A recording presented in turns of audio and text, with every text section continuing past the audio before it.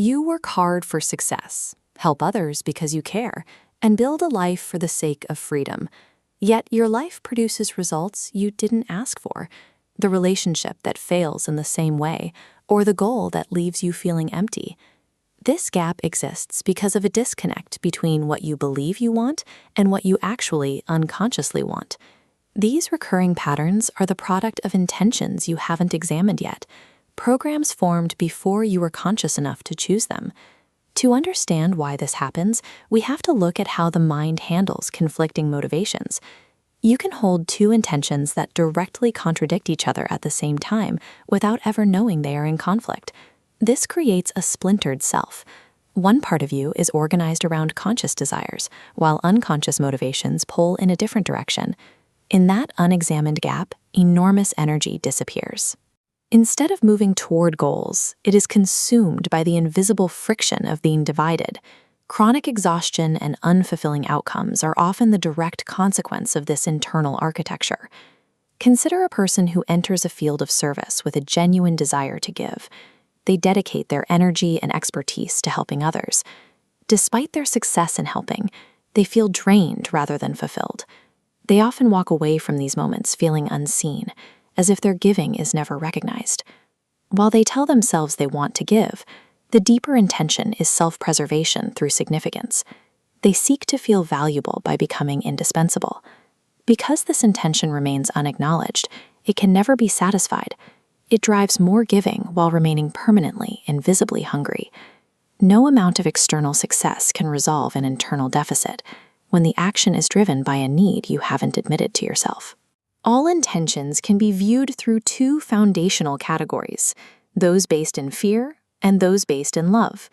Fear-based intentions emerge from the belief that you are not enough as you are. They are a response to a felt sense of lack, driving you to acquire status, approval, or control to feel safe. Love-based intentions come from a foundation of wholeness. They move toward creation rather than running from a perceived threat. Even when the external actions look identical, the internal frequency of the intention shapes the quality of the outcome and how it feels inside. Many of our most persistent goals are formed in childhood environments where love felt conditional and safety depended on performance.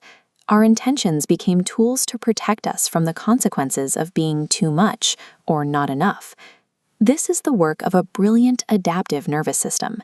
It built a system of fear-based intentions to secure you against the threats it was taught to anticipate. As an adult, those specific threats have largely disappeared, but the psychological hardware continues to run those same defense programs. This is why an achievement can arrive and leave you feeling nothing. The fear was temporarily relieved, but the core of who you are was never actually pointed toward that destination. To see these intentions clearly, you have to stop asking what you want. That question is usually answered by the part of you that is trying to feel safe. Instead, ask a different question.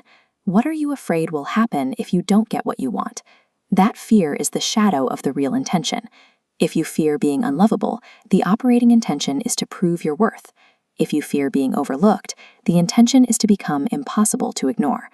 Simply seeing this, without judgment, starts to change the dynamic. An intention that lives in the dark has total freedom. Once it is seen, you can begin to choose differently. The second practice is to notice the emotional state from which your actions arise before you take them.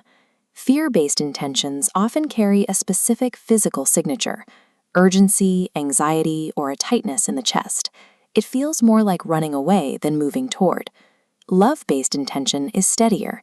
It feels like purposeful movement and a sense of acting from abundance rather than scarcity. Recognizing these frequencies in the body gives you a choice. You no longer need a specific outcome to validate your worth because your state is no longer contingent on what you achieve. This is not about controlling your life's outcomes. It is about the power of no longer being controlled by fear, allowing your original intentions to finally build the life they were meant for.